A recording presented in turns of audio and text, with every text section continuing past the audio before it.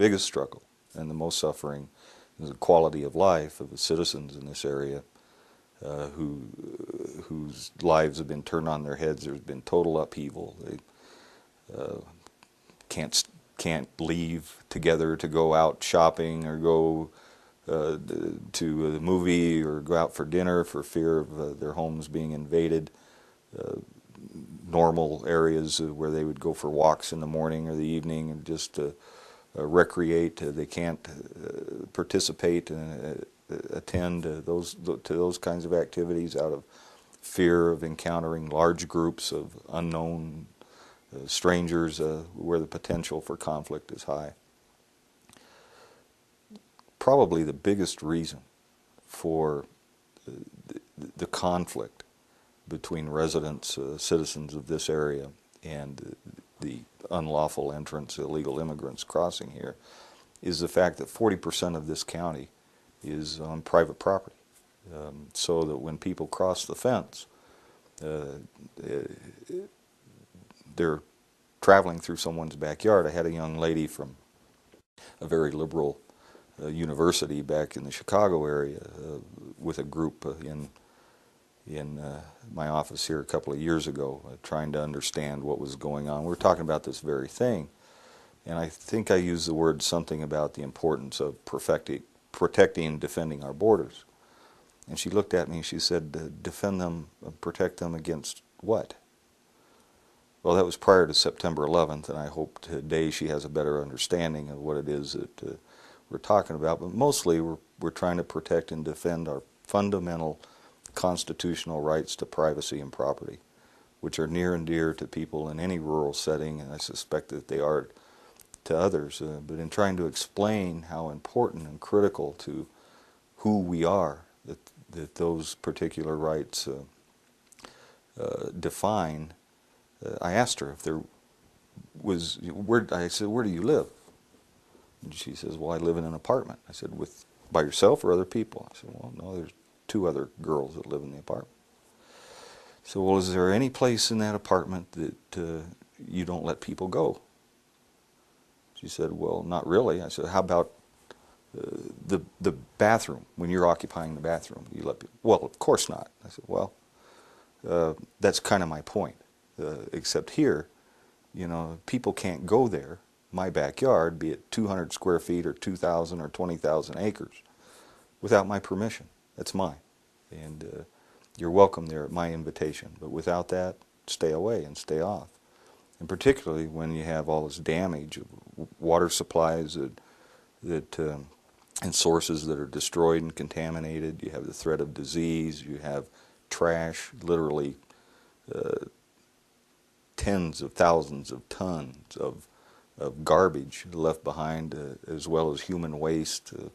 You know, 1.2 million people traveling along these corridors in this area are naturally going to leave a lot of stuff behind, and most of it isn't pleasant. So that's really the true suffering, young and old alike, and particularly elderly who have made Cochise County their retirement home and have come here to live a very quiet, peaceful existence in solitude. Are some of them leaving? You know, have just packed up and said we can't take this anymore, and that's sad. It's absolutely unconscionable and sad.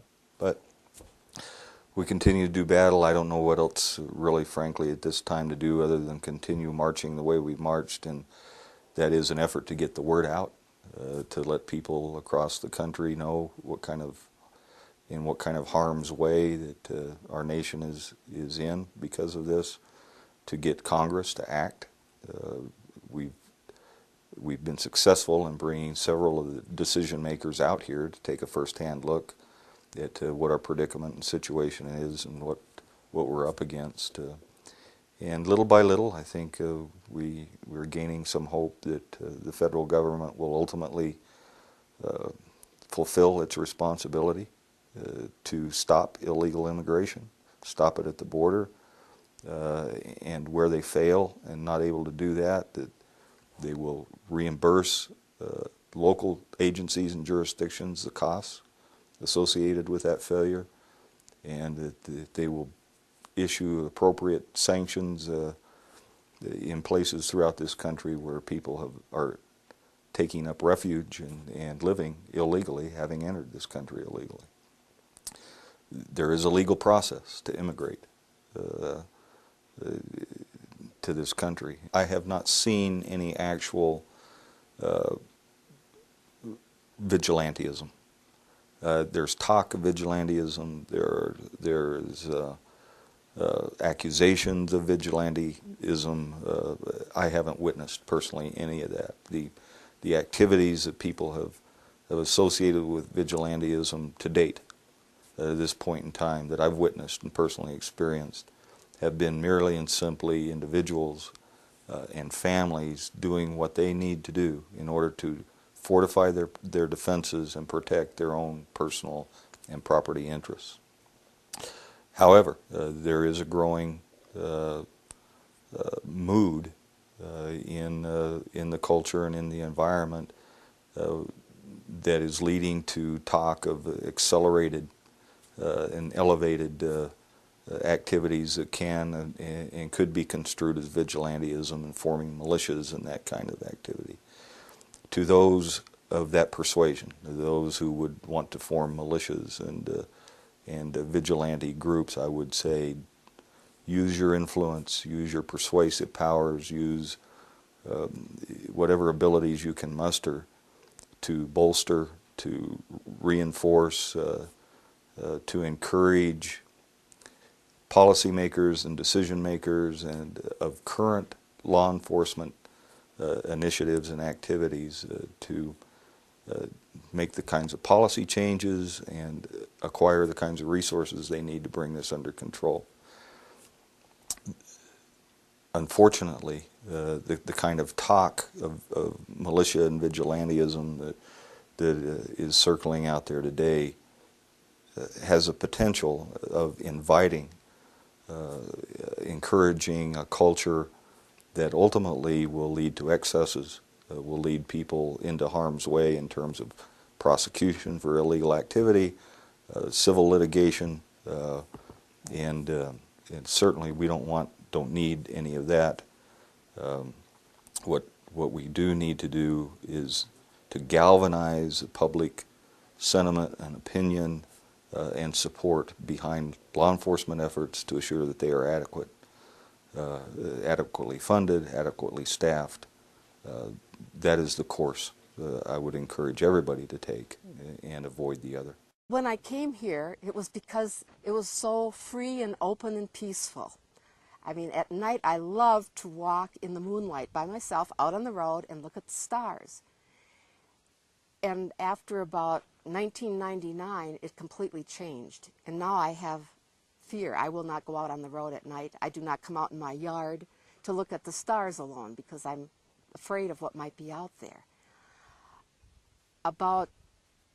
Just as we were approaching Y2K, people suggested that all these things were going to happen, so I purchased my scanner. And after I listened to the scanner, I realized I could bring in Border Patrol, which is about 10 miles from here, down on the border. And hearing the things that were going on down there made me want to know what was down there. And so I had a list of the sites that they referred to when they were catching these people on the border, and I drove down there one day, and I stopped on the highway down by Naco to look at something, and the sheriff came behind me and told me I shouldn't park on that highway, on the shoulder. And it's like, why? This is the United States, it's free. And he said, well, illegals hide here, and when the cars stop, they think they're going to get picked up. So we don't recommend that you stop because they might jump out and get in your car. And then I got really irate and I started paying attention to what was going on. But here come a girl and a boy.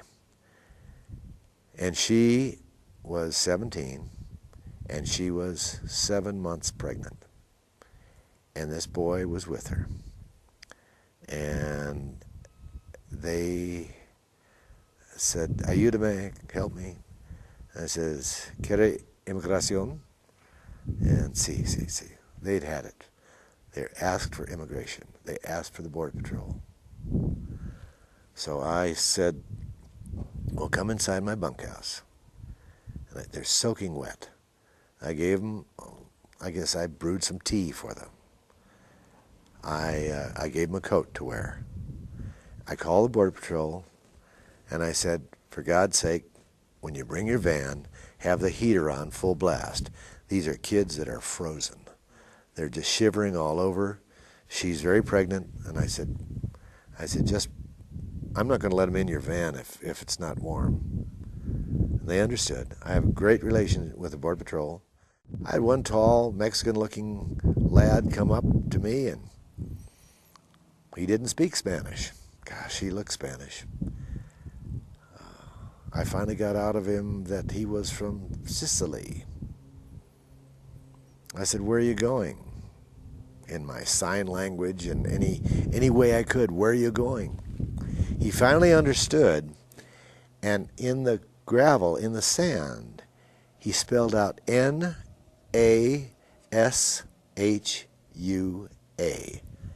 Nashua. Well, there is only one Nashua that I know of, and New Hampshire, I think, and that's where he was headed. And there might have been 40 others laying in a ditch waiting for his signal to start moving someplace to pick up a ride or on their way to Nashua, New Hampshire. This is one of the areas that I try to patrol or watch over, and we come out here, we make sure the fences are still okay. Somebody has been out here before me, and they've put up new fence here all the way down this side. You can see how it's still shiny. One of the other things that I'm not sure who does it, if it's the county or if it's one of the local ranchers, but some of the guys will come out and they'll put up these old concrete blocks, and they're doing that because the guys that are running cocaine through here or running pot through here, what they're doing is they're not even stopping to open the fences. What they do is they just push all this over with their vehicles, and they keep going. Actually, they keep going right across the street. I'm going to take you guys over there in a few minutes. But that's what we deal with. I mean, they don't even have the common courtesy to get out of the car and open a fence. We're right on the other side of the fence, and you can see we've got new wire up here again as well. There are more blocks down here, so they can't ram it anymore. The camp spot is actually right in here, where they'll just hunker down for an hour, 2 hours, or regather themselves, eat, drink, catch a little cat nap if they have to. You can see right here where they've actually uprooted these little mesquite trees to make just a little spot for them to hunker down in, just to catch a cat nap or whatever. And so if you were right on the other side of that, which we don't want to violate this fence, but if you're right on the other side of that, I mean, that gives you a natural camouflage, because from this side you wouldn't be able to see a person there. The black bags are essentially just garbage bags, but they use them as rain ponchos. And during the monsoon season, the black bags would just, they'll multiply. They'll be out here by the hundreds.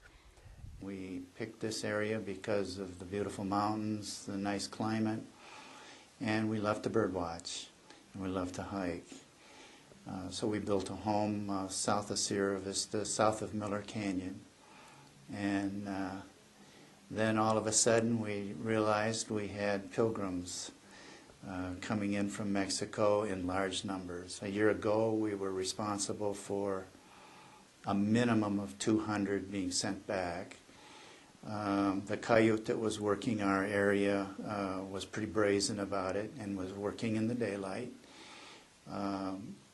We noticed, because we live on a dead-end road and we're the next to the end a home on that road, that dead ends right into Dead Bear Wash, which comes down out of Ash Canyon, out of the Huachuca Mountains. And this coyote apparently was bringing illegals in from that direction. Would come in, and there was a red sports car that would pick him up, and then within a half hour he would be back with other vehicles and other drivers, and then they would pick up loads of illegals.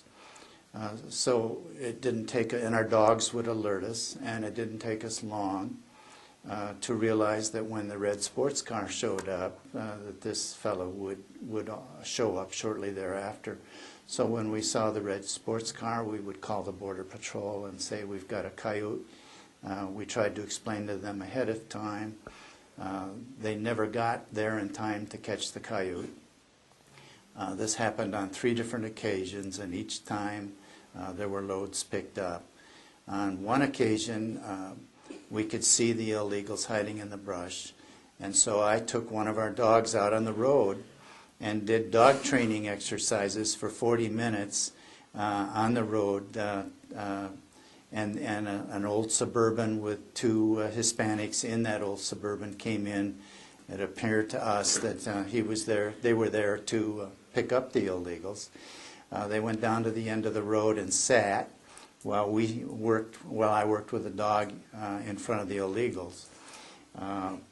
Then they put up the hood to act as though there was something wrong with the engine. I finally walked on up the road and began visiting with a neighbor, at which time the old Suburban pulled up and 18 people got into the car and left. They left 1 or more behind because they took the dogs into where they had been, and there was at least 1 person there that eventually crawled on his hands and knees all the way back into the wash. I realized they were actually coming through my neighborhood. When I would go out to walk my dog, I would see the footprints on the road in the morning, and it wasn't every morning, but quite often. In the beginning of 2001, I decided I was going to keep a record of how often I saw these footprints. And so I have a method of keeping, I keep a record of where the people come through down on the dirt road and where they walk. And in 2001, it was every single morning. There was not one morning that there weren't footprints from one side of the fence or the other. I mean, they didn't use the same exact route all the time. And I was very irate. I mean, sometimes when they would come through in the night, I would just want to go out there and get angry. I got a dog for that purpose.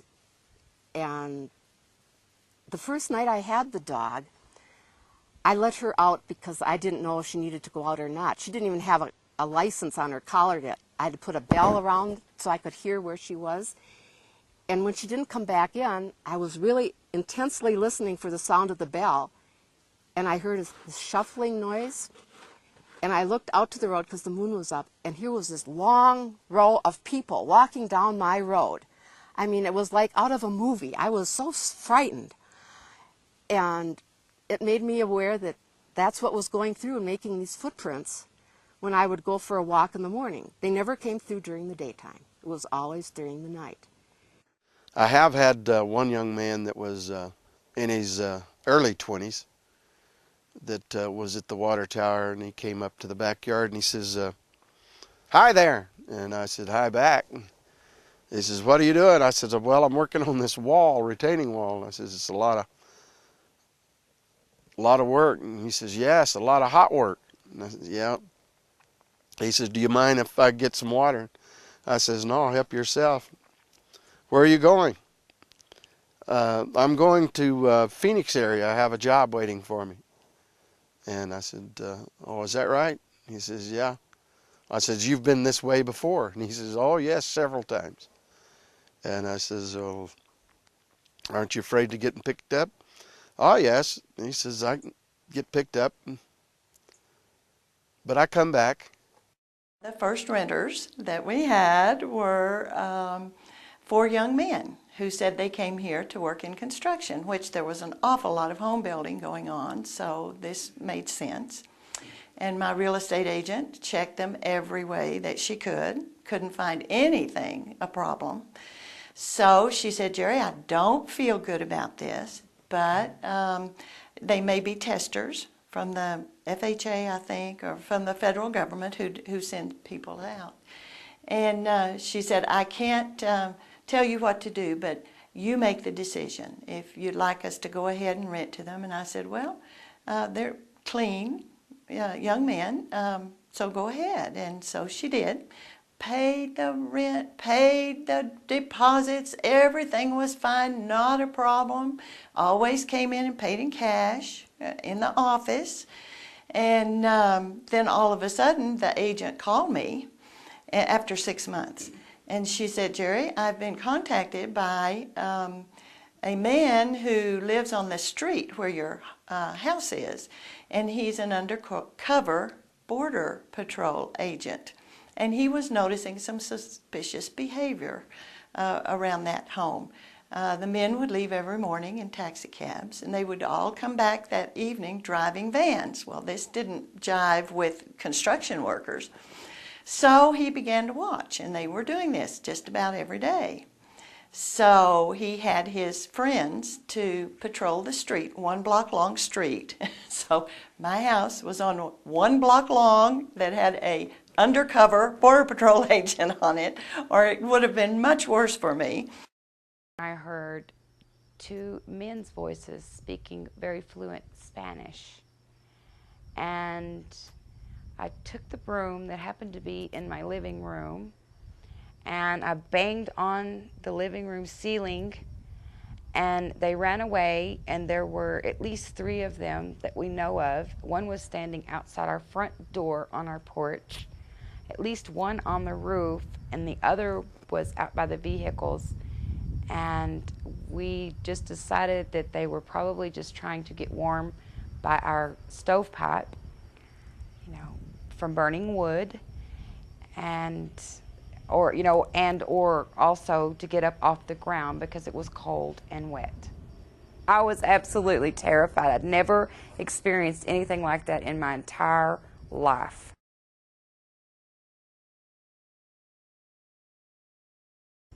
I was outside about 10 o'clock in the morning, and Border Patrol went down the road down in front of our property, and there's a little settlement of houses down below us.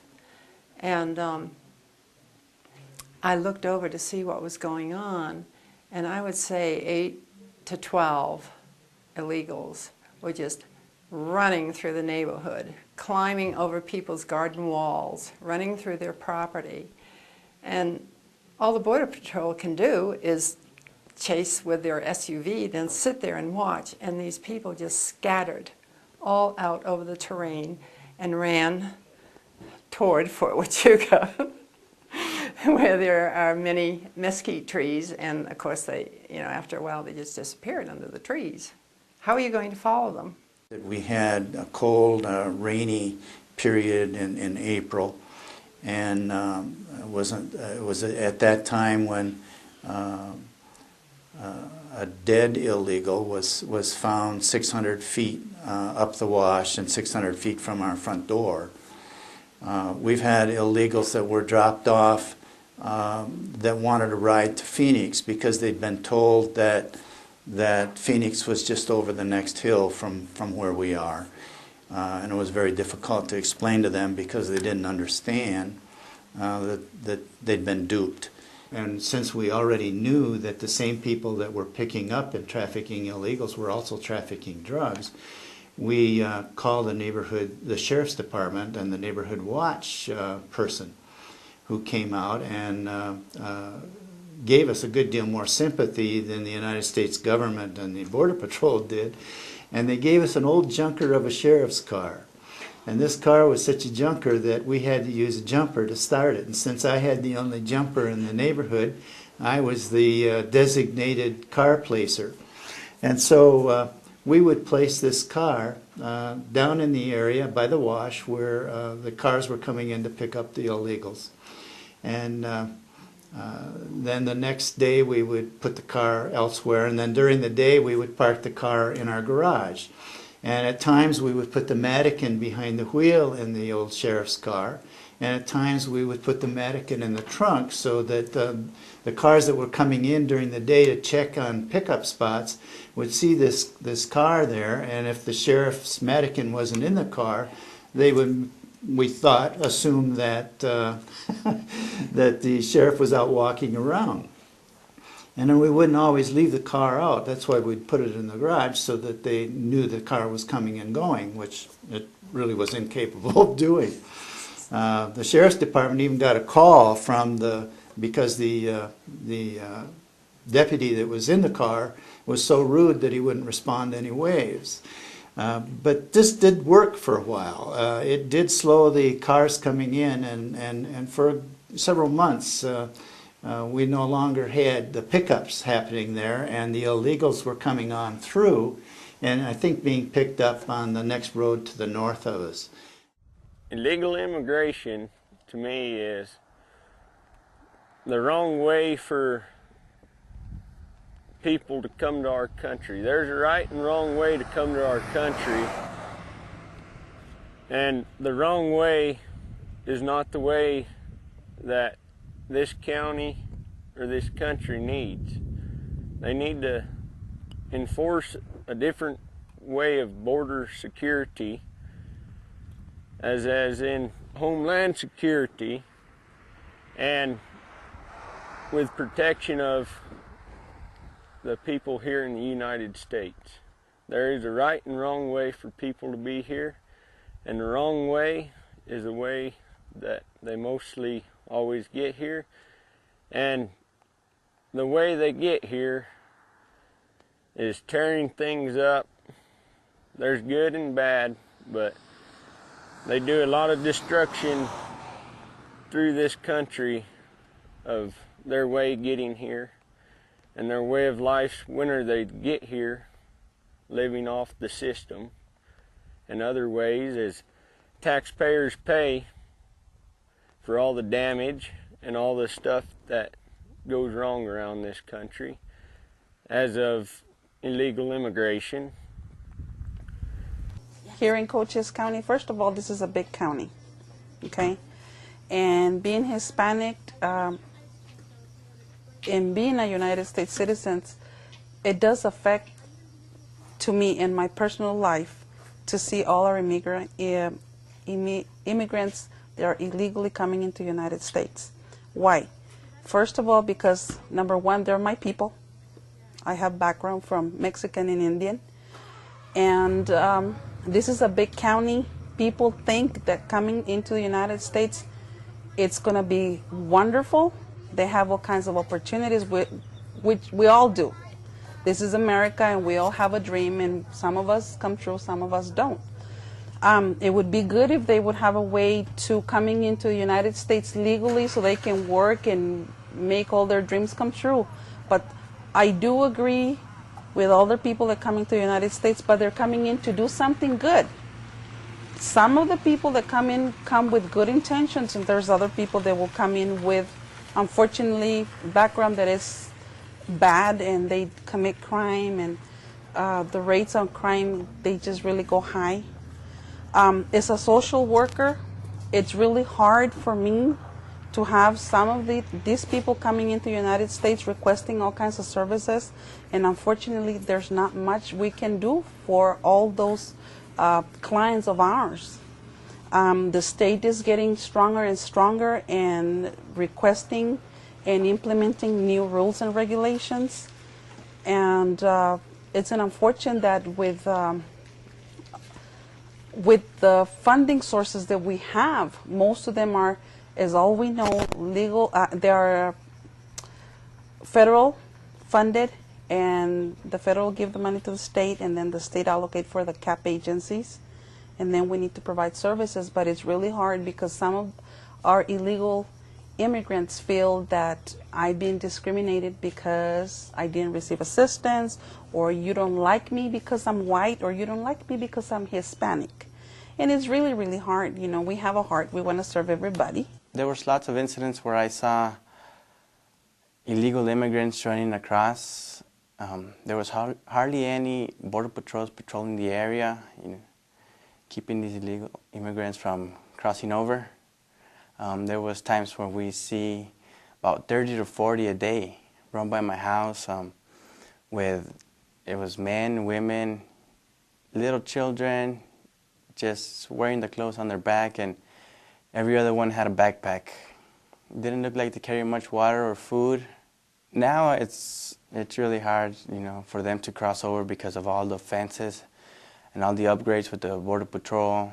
They have the infrared cameras and the big wall, and I think it's really sad, and they should be a little bit more lenient on letting them come in legally, because the only thing that's happening is innocent people are dying trying to cross over, making a better life for themselves and for their families. We went into Miller Canyon, not far from Sierra Vista, maybe 20 minutes drive. And we thought we were safe there. We'd been there many times, and we were walking up the trail where we always had been. And then suddenly Brenda started seeing people moving, ahead of us. And then we looked at them, and they were crouched and apparently trying to hide. And then instantly we realized they must be illegal aliens up there on the trail, maybe 150, 200 yards ahead of us. So we thought, well, we better abort this trip. We don't want to go up there, just the two of us, and, face maybe 15 illegals. So we did an about face, went back, and just walking. And we had the dogs with us, of course. And then we noticed they were behind us, and they were kind of closing the distance. And we kind of felt, a little bit vulnerable at that point. So we didn't really hurry. We just went down where the vehicle was, and they went on another trail. But this sort of, made us realize the problem, that they are there, and that now we can't even hike where we want to go. Since 1985, I have experienced quite a bit of activity regarding illegal immigrants. The stories, the observations I've made have been extensive. Just this morning I made a phone call to the Border Patrol on some illegal immigrants. Last week, Thursday, I made a phone call. We had some illegal immigrants crossing my children's elementary school property. They did catch them. I've had Border Patrol helicopters land 2 lots away from me. I drove over there. The trash is still there, and this is 2 years ago. I used to take my daughter on a walk with the family, about a mile across some beautiful oak land just to the south of us. And there's a beautiful, huge oak tree that my daughter loved to climb on, and my boy, Nelson. My youngest boy did not have the opportunity because we can't do it now. There's so much trash under it that I'm afraid to expose my children to the filth. And therefore we no longer take that walk. We no longer go to that tree. And I named it Chelsea's tree because we were taking Chelsea there for years as she was growing. That was part of my frustration. It goes on and on. The fence damage, the waking up all hours of the night. I've had Border Patrol and walk across my property with flashlights and the neighbors all hours of the night. It has ceased. The activity around my immediate home has not been as extensive as it was a couple of years ago. It is my understanding that why the large amount of immigrants have been coming through this area is because California and Texas had both clamped down, and it created a funnel into Arizona. Whether that was intentional or not, I don't know. That's supposition. But Arizona was left with a real bag to close up, and we feel it. Okay, I live in a border town. I live in Douglas, Arizona. And in the last years, I've seen a lot of that. Not so much anymore ever since we got, you can call it reinforcement of border patrols. At present time in Douglas, we have about 450 border patrols patrolling the area. And I'm talking about an area of maybe approximately 5 miles. So it has diminished quite a bit, where they used to have weekly they used to arrest anywhere from 3 to 7,000. Now I think we're down to maybe about 1,500 or less a week. And the problem it created, of course, these are people that are crossing, and in my view, in my experience, they're looking just for work, a better way of life. Unfortunately, Mexico has a very depressed economy, and the United States is very tempting for them. Now, when I speak of border towns, there's absolutely no more than inches between the two countries. All that separates the two countries is a fence. And these people are hungry for a better life. So they are going to jump that fence. They're going to make holes to try to find something. And what they're looking for is not actually here on the border. They're trying to get across to get to the bigger cities like Tucson, Phoenix, or maybe further north. But the problem that they create is the traffic. There are just too many of them. And unfortunately, we have a lot of private property, and they go through by ranches, and in the process, not so much damage that they create, but littering. And littering that ranchers feel that cause problems with their cattle and water supplies, etc. But overall, these people are not aggressive. I've encountered large groups, and when you stop and talk to them, they're very timid, they're very scared, and usually they're very hungry and tired, and they have no idea where they're going. So that makes it a sad situation. You cannot help but feel compassion for these large groups of people where women and children are traveling for days during the night, whether in the middle of the summer where it's scorching hot, or in the winter when the nights are below freezing. And it's just a non-stop. I mean, they just keep coming and coming. And I guess me being a U.S. citizen, in the same situation, I would probably do the same thing. I would probably go to a better country if the economic situation in my country was not good enough to provide for my family. Sometimes the vehicles would get so full they'd take the car seats out and leave the car seats so that the people could fit in. Right now you're listening to the scanner of the Border Patrol. During the night it continuously goes. There are people crossing all over. It's unbelievable. Groups of 15 and 20 people all along the border, and the Border Patrol is always out there, trying to get them. And the marked Border Patrol cars probably scared them off because they abandoned the house, which was very lucky for me. I didn't have to try to get them out and go through all of that legal rigmarole. So we put a notice on the door according to the law. We could tell that they hadn't been there for a while. Put a notice on the door and waited 2 weeks, I think, and then we had to put another notice on the door, wait 2 weeks, and then we could go in legally. So we went in, and what we found were at least 20. I didn't get an accurate count of the van seats. This was full-size vans. Oh, yes, I've spent a lot of money. I just continuously repairing the damages. I've went out and bought a sensor system that tells whenever they're on my property. Not everywhere, just on different select locations. But then I've got probably $30,000 invested in that part, and just to try to combat it. It just I'm open for anything. It just and then it looks like I'm going to spend a lot more money trying to get this thing combated, where my government should have already have it taken care of. I got cattle tanks, yes. They go in and break the water lines. They get water there. I guess I provide water for them. I don't go out to deliberately set water bottles out for them. No, no. Whenever I find a water bottle out there, I empty it.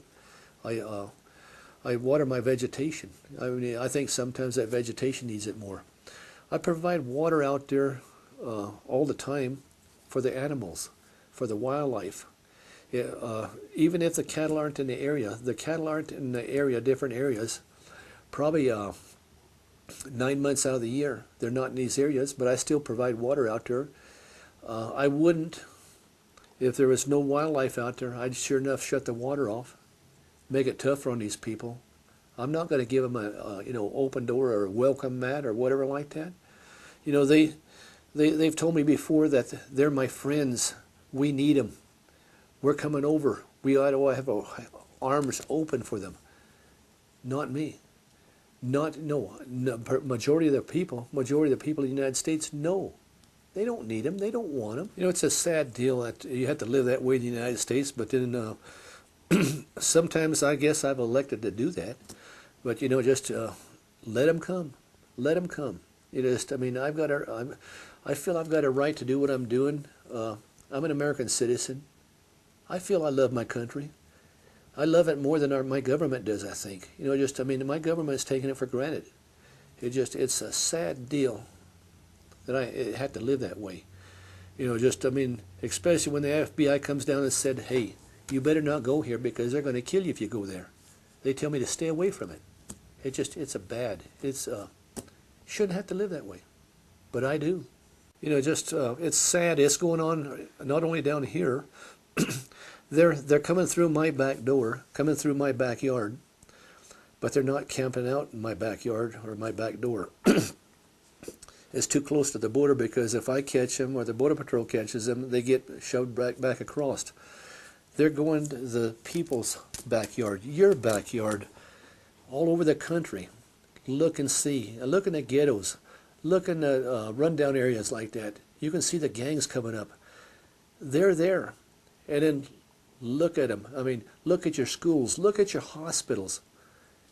They're there. Look in the motels, the hotels. They're everywhere.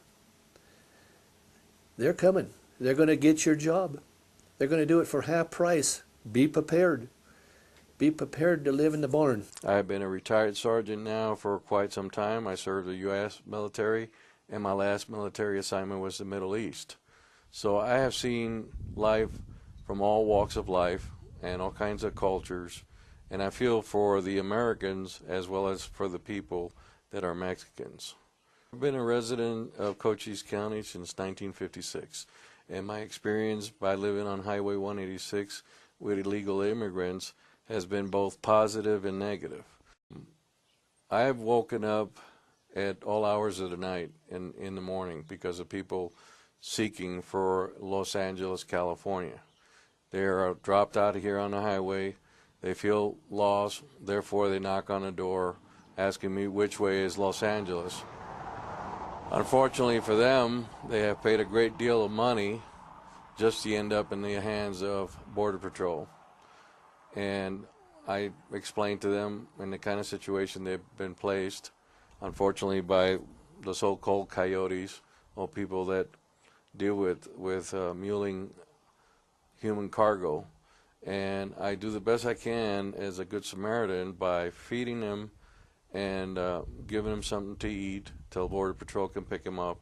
And 90% of them are pretty cooperative because they want to go home. They've had a bad ordeal, long-term bad experience in the desert, and they don't want to die in the desert. The American dream has become an American nightmare because the American public has only worsened the solution by not coming with a proper solution on how to deal with these people. Recently I had a lady with a small girl, and she was curled up in the corner of my yard and had $300 that she wanted to spend on a taxi, and she wanted me to call the taxi for her. Evidently the coyote had left her and she didn't have a place. Of course we had to call the Border Patrol and turn her in.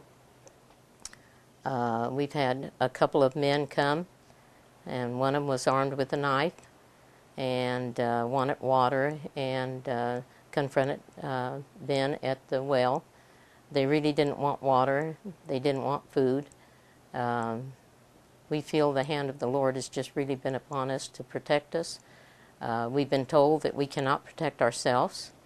We cannot hold them, which years back when we had a problem with illegals coming through, we would just hold them in the truck and the Border Patrol would come and pick them up. Now we've been told that we cannot do that because if they get into a court of law, the we will lose the case because we do not have the right to protect our own land. You lived here all your life? Yes, I lived here for almost 78 years, and my parents came here in 1912, so our family's been here since Arizona became a state. And I just never have ever seen anything like it as we have in the last few years. This used to be a quiet and peaceful place, but now we are being intruded with illegal people from Mexico, which should be taken care of by Mr. Fox from Mexico, but he seems to encourage them to come across, and we are being constantly flooded with illegals going through our fence, cutting our fence, trashing, putting trash all over our pasture, leaving plastic around. My son lost 2 cattle. As far as he can tell, it was from plastic that they ate, and which plugged them up and killed them. So this thing, it seems to be completely out of control, and the government don't seem to be able to stop them at the border. If they did stop them at the border, like I think they should, then we wouldn't have these people dying on the desert. They'd turn them back at the border, and then it would be Fox's problem, not ours. I think the people the lawmakers up in Washington don't understand what we're going through down here. If they came down here and had their place polluted and ransacked and all different kinds of illegal things going on, I think maybe they might have their eyes open. But they sit up there and they hear things, probably they don't hear half of what goes on down here, and I think that's one of the reasons too that we can't get any action down here that we should be getting. I served in World War II to protect these liberties, but they seem to be fast slipping away. I live in Sierra Vista, Arizona. Currently, I am an American truck driver and veteran of 11 years. I came to this country in 1975 when I was 24. And during the college, and as legally because I was married to American servicemen, and I came in this country as legally, but I followed all the rules and regulations. I spoke English, become a citizen on the citizenship as an English, and drive license I tested as English. I worked with the American soldiers.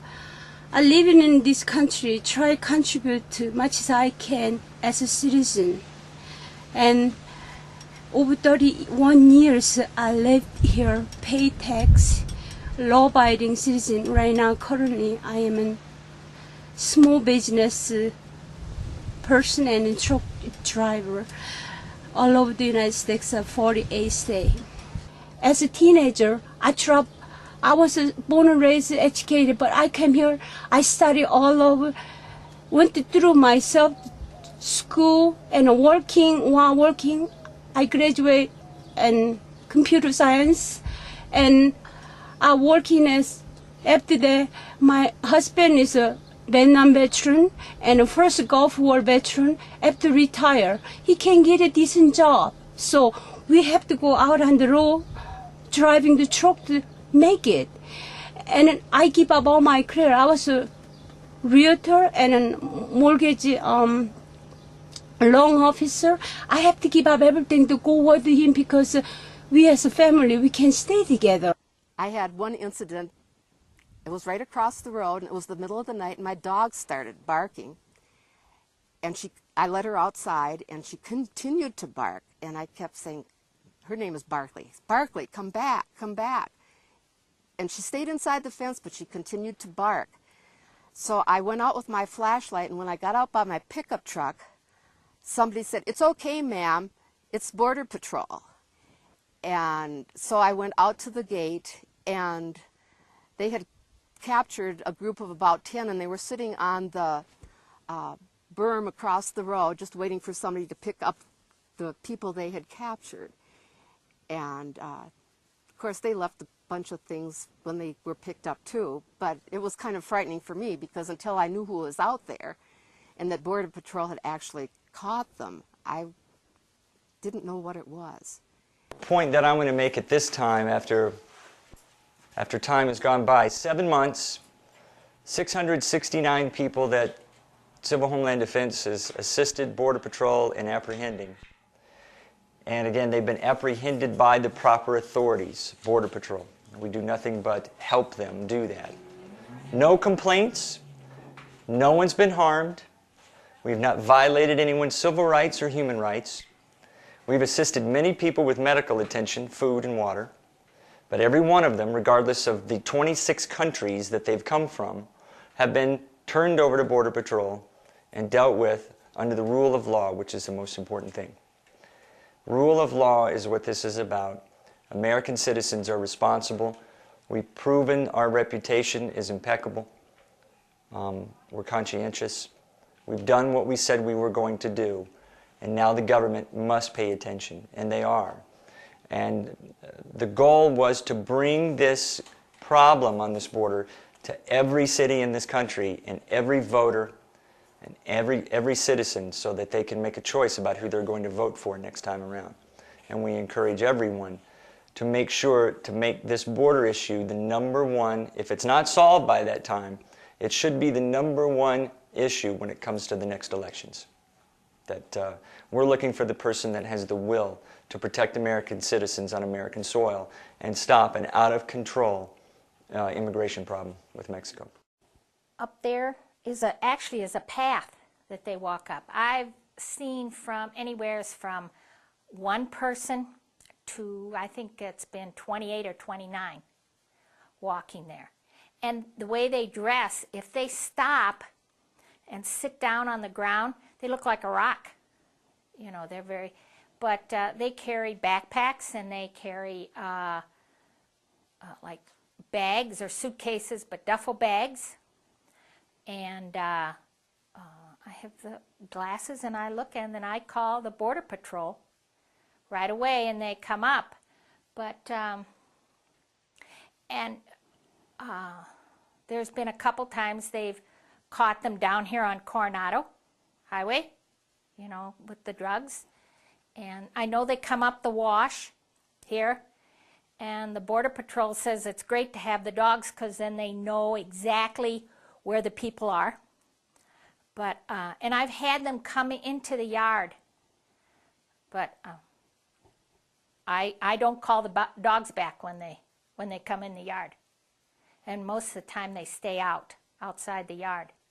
There's been a couple times that they've come in the yard. But my husband, you know, shoot them away and that. But it's, what's bad is it's like I said, you get sort of scared. I know my children are scared to have me living here because of the illegals, because they know what they can, that they come up. They've taken, you know, robbed some of our neighbors, and so it is sort of frightening, and that's why I have 3 big dogs. And but I don't want to have to leave my home. This is my home. My husband built it for me, and I want to stay here. And so, but you can't. I don't leave at dark. There's no way. It's like your wife said she wanted to come up here the other night. I said, you don't want to come up here at dark. I didn't know you were coming with. But because you have to get out of the car, open the gate, then you have to drive through, and then you have to get out of the car again and close the gate. So you're out of your car, and it's not safe. I'll tell you, the Border Patrol are very, very good. When if I leave at a different time, they'll stop me.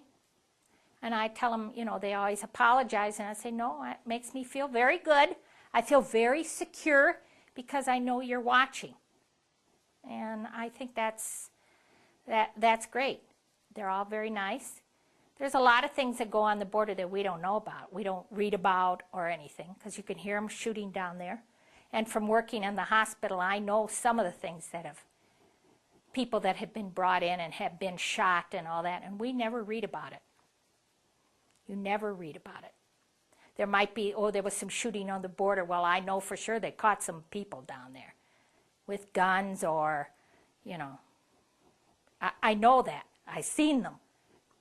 But sometimes it gets a little frightening, but you can't live like that. So I try my best just to stay home when it's dark. But they left a little furniture in the house, so I don't know how many trips to the dump I made. I sold some of it and got the house cleaned up, had to be repainted, carpet completely redone, and was able then to sell it. But as I said, a fat old gray-haired lady like myself going to church every Sunday to have coyotes in her home, people smugglers, in her rent house, you know, and and the drug paraphernalia that they left. I asked my real estate agent, well, what if the Border Patrol people, or what if the authorities come in and find me with this drug paraphernalia? What will they do to me? And she said, Jerry, don't worry. The INS, the Border Patrol, the sheriff, the police department, every law enforcement agency knows about your house and knows what's happened there. I never met any of these men who came in. If I did, I'd hug them around the neck, probably. But I don't know why they were not interested in taking the drug paraphernalia, possibly for fingerprints or something. So I secreted it in a bag of trash and I took it to the dump. I didn't know what else to do with it. Over the last several years that I've been out here, there have been many occasions where we've been eating dinner and are beset upon by 30 illegals who are cold and hungry and wet and tired. The Border Patrol gets to go home at night, but those of us who live out here along the river, this is our abode, this is our habitat, this is our home, and we don't get to go home at night. We're continually having to deal with this enterprise of the smugglers and the people coming from down south and needing our assistance by the time they reach here. There are periods of time where we're just walking up through here, we found 26 illegal Guatemalans who are hiding along the river in the brush here. And what we do generally is we tell them to sit down and stay where they're at or follow us over to the parking lot, and we call Border Patrol, and Border Patrol, assuming they're close by, shows up very quickly and then processes these UDAs. At our home located about a half-mile south of here, in the wintertime we receive visitors at night looking for help from us. And many of these people are children and teenagers who have just survived the trek from down at the border through the river region here. And by the time they get to us, they're cold and frozen, covered with ice and hypothermia. So what we do is we bring them in and we offer them what we consider to be humanitarian aid. And we warm them up and we feed them and allow them to change their clothing, take hot showers if it's necessary, and then we turn them over to the Border Patrol, because we have to have this zero tolerance here of these illegal aliens traveling north, because there are so many of them. So this is generally our procedure, is to help these people as best we possibly can before turning them over to the Border Patrol. This is one of the main ways that the UDAs travel north. And here you can see, here's the railroad tracks heading to Route 90. What is important about it is the fact that these people utilize this railroad here as a major highway to make it into the United States. So the Border Patrol does patrol this area very well, both with helicopter patrols and also with agents who are out here in their vehicles and on the ground. Behind me here is Naco Mountain. It's located in Sonora, across the line in Mexico. Again, we're only about 7 miles from the Mexican-U.S. border. And Naco Mountain is situated near Naco, Sonora. Another name for Naco Mountain is San Jacinto Peak. So we have all these people coming up through here, coming through Naco, and then coming to the river, and then to these railroad tracks and traveling north. I haven't left this here on purpose. It's just still here. There's just so much of it. There's jackets and blankets and backpacks and medicine, discarded water bottles, and it just goes on through here, and plastic bags that are used by people to shelter themselves from the rain when they're moving. On occasions when we have a lot of traffic, there'll be 30 people here and another 30 people down here, and this is what they leave. They have to leave this stuff because the coyotes who are trafficking these people with their vehicles won't allow these things in their cars because it takes too much space. Due to the fact that the way policy and procedure is with the Border Patrol, it seems as though the patrolmen themselves out here on the property, out in the ground, operate as effectively as they are allowed to. The patrolmen, for the most part, are all wonderful human beings, and they work very hard and they're very diligent in being able to provide this service to us to help secure our country against these people who are coming from through the borders to the north. But it's unfortunate because they're stymied in some ways because of policies and procedures coming out of the administrative office. So over the years, my working with the Border Patrol, I've found over the years working with the Border Patrol, I've found that their response time is much better now, and they've seen that it seems as though their officers are better trained for dealing with these people in a humane fashion. And so I have nothing but good to say about the agents that are out here on the ground and doing the work and the legwork in the bush. But I will continue to be very critical of the policies and procedures of those in the offices in Naco and in Tucson, because it seems as though they don't allow their men to do enough work because they don't supply them with the resources that are required, such as dog teams, such as good helicopter coverage or air coverage, and many times the air coverage is sporadic, and only when we have a large amount of traffic through this area do we get helicopter traffic giving us air coverage. And there's few times have we had dog teams out here, which really work well, as I found with my dogs, finding the UDAs in the brush and rounding them up and holding them in one place. So I am highly critical of the Border Patrol's upper echelon for not instituting more funding and more resources for the agents who are out here in the field. The smugglers themselves, what they do is when an area becomes too well known, then they just move their activity to another area. So that's what we have here right now. Our area has become so well known that they've moved into the Huachucas and over towards Sasabe and Ajo and to the other side of Agua Prieta and Douglas. So our traffic here has become minimum more recently. Over the years, I've moved out here on the San Pedro in May of 2000, and from August of 2000 to August of 2001, my dogs and I were responsible for capturing and turning over to the Border Patrol over 550 undocumented illegal aliens. This is my gun. I think it's beautiful. I mean, it's meant to do something other than be an item of beauty, but it's got this pretty wood handle. So if I never have to shoot it, I'm going to be able to frame it and put it on my wall, and I can tell people why I purchased it. This is a cell phone that I had when I first got my cell phone. They didn't have the tiny miniature ones that they have now. You had to get what they called a bag phone. And The number that I have here is not my phone number. I don't know what my phone number is. The number I have written down here is the Border Patrol number, so that when I was out walking, when I needed to call the Border Patrol, I would have it written right down there, and then I could call them.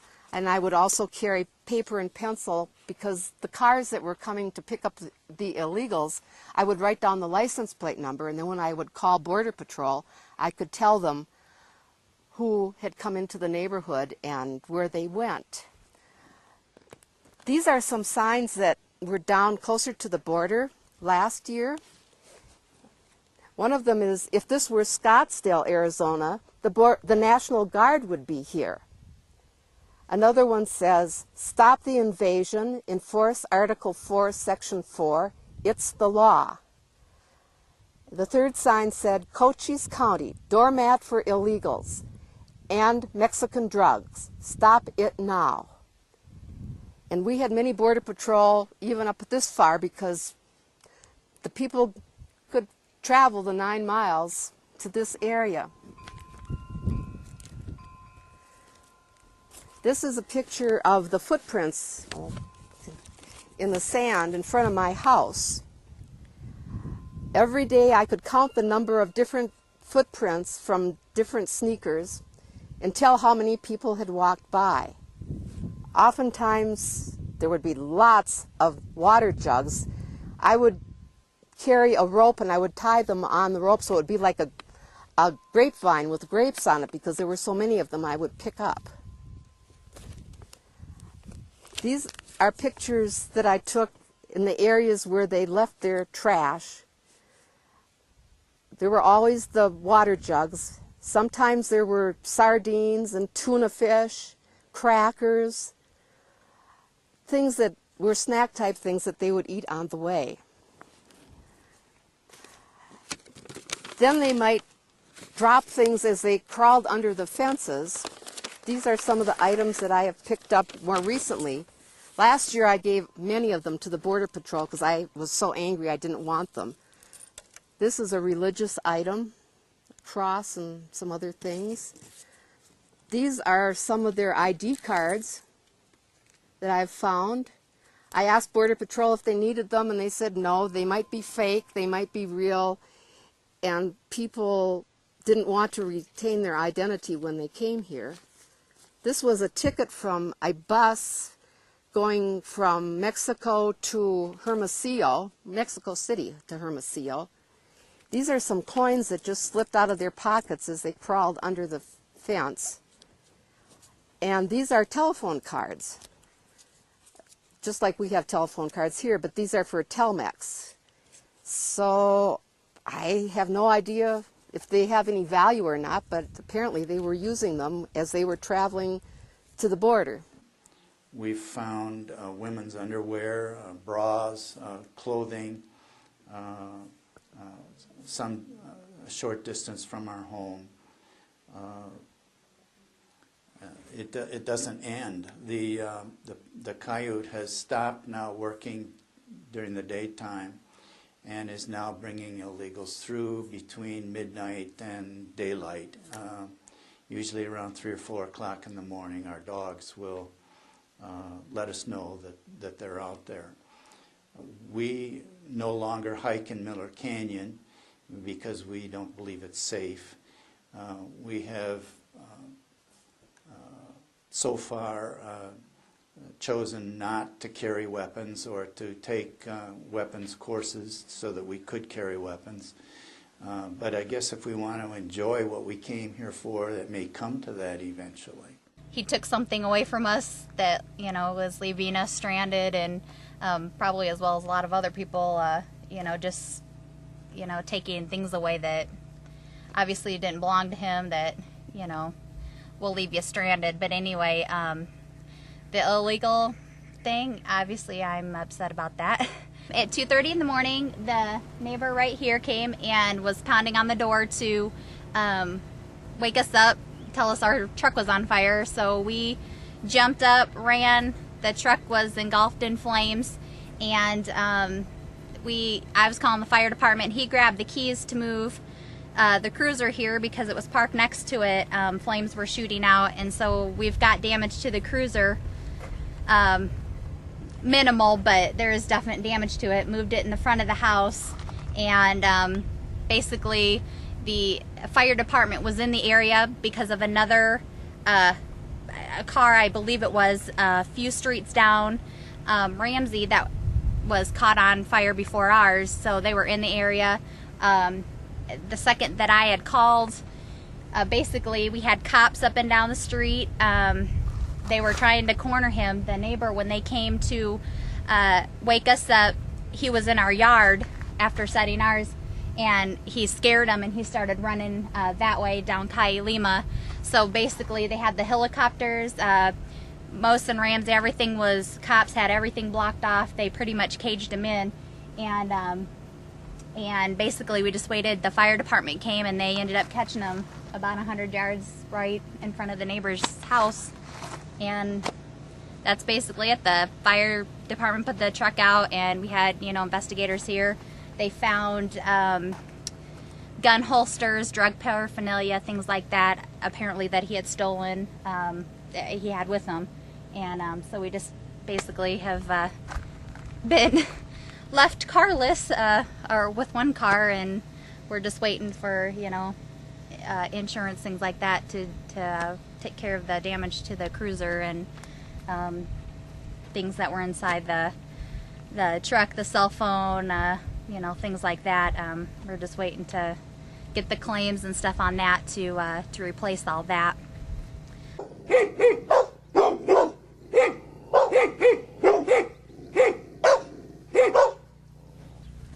This probably wouldn't have happened if our borders were patrolled a whole lot tighter. This is an invasion of my personal space.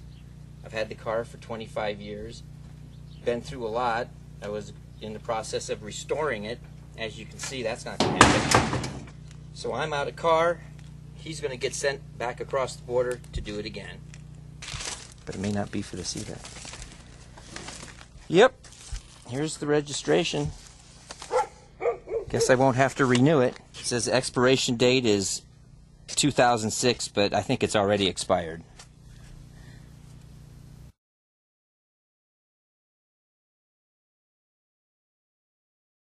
I think it's really important that we remain friends with Mexico, and I really don't like for people to label people who are illegal alien as anti-Hispanic or that we dislike Mexico. But I think the one thing that we could do is that the federal government would crack down on employers who hire illegal aliens. I think that's the main thing. I believe there are simple solutions, and it's whether or not we're willing to sacrifice certain things like major profit for CEOs and board of directors for big companies, and that would be their call. I don't know if there are any solutions. I hear some offhand, thoughtless solutions every now and then, and I usually don't repeat them. I don't know what there is to do. There's one thought that I have. We have so many ways to identify people.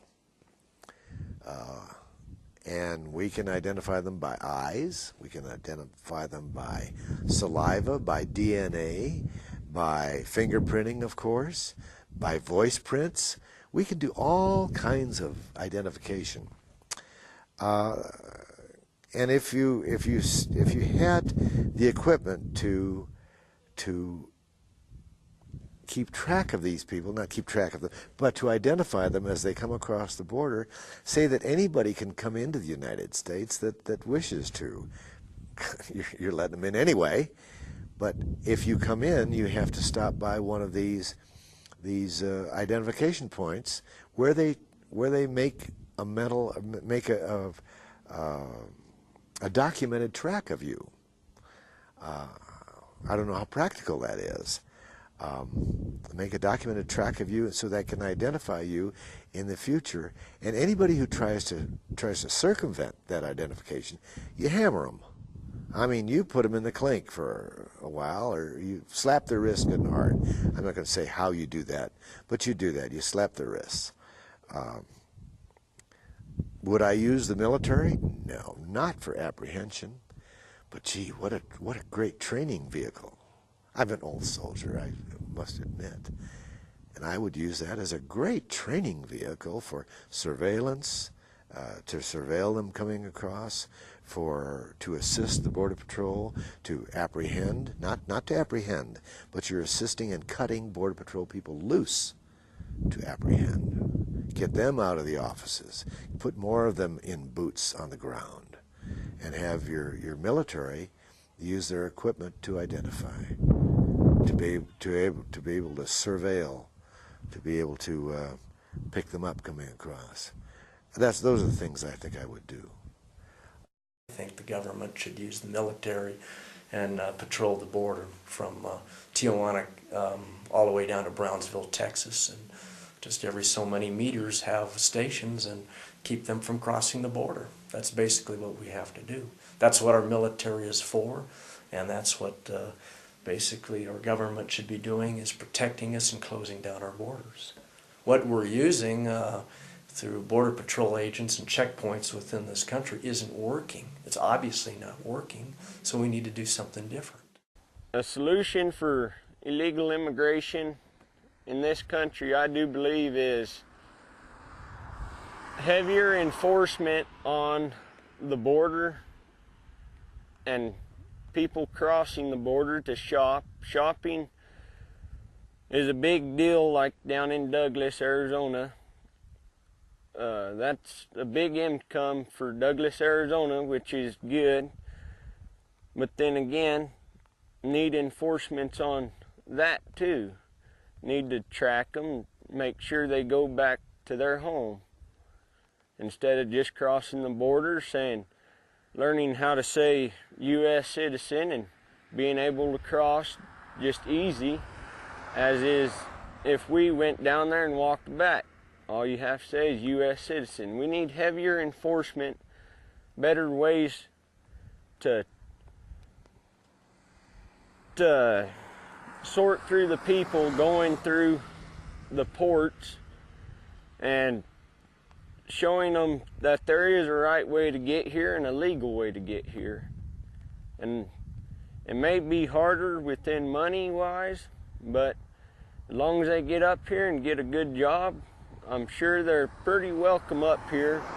I know big business is really big for them, but a lot of working men are hurting because of illegal immigration and the way that they get here and the way they work for lower wages, and the regular working man that's worked up in this country their whole life is finding it's very hard to have a life nowadays. And I just believe that they need to have a heavier way of keeping the border secure and safe.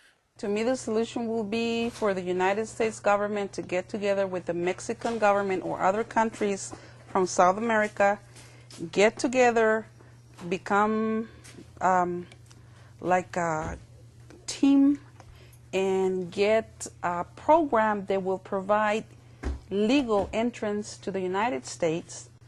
And with that, we will prevent all those deaths in the desert. People will be able just to travel like humans, and that way we will not lose that many lives in the desert. Make people aware of what program they have available to bring them into the United States and for them to work. And believe it or not, if that wouldn't be for those people that are coming into the United States illegally, we wouldn't have food on our tables. So those are the ones that pick up, the work from the agriculture side of the United States. So the ones that work in a medium level or a little bit higher level, have the opportunity to enjoy our meals and our clothing and in our homes and all those things. So the best thing to do is for them to work together, become or make a new program so they can bring all those people and inform those other countries about it, and also for them to have rights too. And just work together as a team. That would be a solution. People will not have to travel through the desert. Keep those immigrants informed about what is available, so that way they will come here and have all kinds of opportunities too, like we all do as U.S. citizens. I think the problem is very similar to the drug trafficking problem, in that as long as there's a market for cheap labor, where employers, our corporations, unfortunately, that are willing to pay these people under the table, not pay Social Security, not pay taxes, not have to pay them any benefits, and in some ways enslave them. As long as these corporations are paying our politicians through campaign financing, I think our politicians continue to be willing to look the other way. I think it's an unfortunate situation, but I think if we could control campaign financing, we might be able to find a better solution. I am quite certain in my own mind that we have the technology to patrol and to guard our border. I don't think the answer is to give more visas, because I think there still will be a market for cheap labor, for people they don't have to pay minimum wage to, for people they can use and abuse. I think it's a sad commentary. This is not like our ancestors who came to this country and made a contribution. I don't think those people were abused and used in quite the same way that we see today. I don't see a solution because of the area involved. It's such a huge area, you know, all across the southwestern states and into California. So I can't imagine what the solution would be. But I mean, after all, we elect people who are supposed to search for a solution. In my opinion, there's many ways of dealing with this constant problem of illegal aliens crossing the border. Unfortunately, I don't see a solution anytime soon, because the problem has been worsened both by the people who are trying to solve it, who have made the solution worse than the problem really is. If they only allowed these people that are really willing to come to the United States to work and facilitated the paperwork and facilitated whatever process they have to go through, we would have more people working here legally than trying to cross the borders illegally.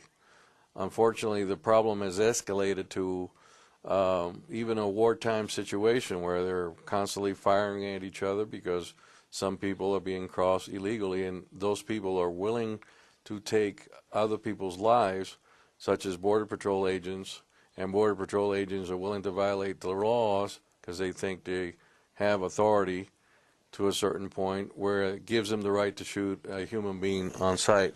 Well, I don't feel that's correct. This land belongs to everybody. This is God's land. And the only way we're going to solve this is if we communicate on both sides and have a proper agreement to solve the current problem. Many of the people come into this country want a job, want the American dream, not the American nightmare. Unfortunately, I don't see a solution in sight. I hope it'll come out to a peaceful resolution in the near future. You know, it could happen. If Bush would just be president, if he'd get up and say, hey, we're going to put a stop to this, we're going to stop it today, he can pick up the phone and say, Fox, stop it. We're not going to take no more. If you don't stop it, I will. Just the mental knowing that there is troops on the border would stop 99% of the Mexican people coming across. They know what their people are like, what their troops are like, what the Mexican troops are like. They don't know what our troops are like. So they would go in there and they would be scared. I've heard them talk about it before. They don't want to fool with the Army. They have respect for the Army. And it could be stopped overnight. if we had a president? I think that the federal government must protect our borders. There's a solution for everything. In this particular case, the solution has to be between the governments, especially government from Mexico.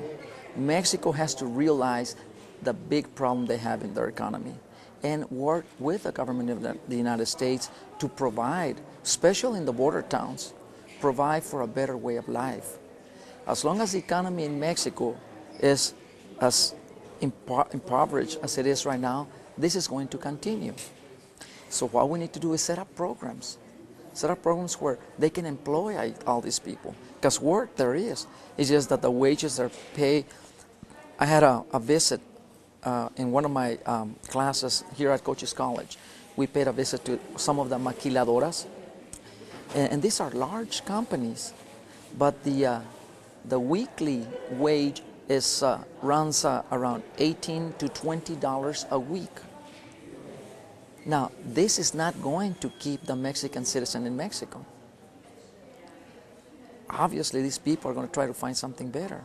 But if we could work, if our government and Mexican government work together to increase wages, to keep their people there so they can spend the money there in the country, that will encourage the economy to get better. In the meantime, any other solution, I cannot see any other solution. So now, I don't feel as safe here. When there are helicopters that go over at night with their lights beaming down to see if there are illegals that they're looking for, it's kind of frightening. That isn't the kind of the United States of America I lived in. I don't like it that way. When I hear the helicopters in the neighborhood during the day, I'm happy because I know that they are searching for people who have crossed the border illegally. If people can cross in the legal way, that's fine. But something's got to be done on the border. I would like to have the border patrolled better and have military on the border to back up Border Patrol.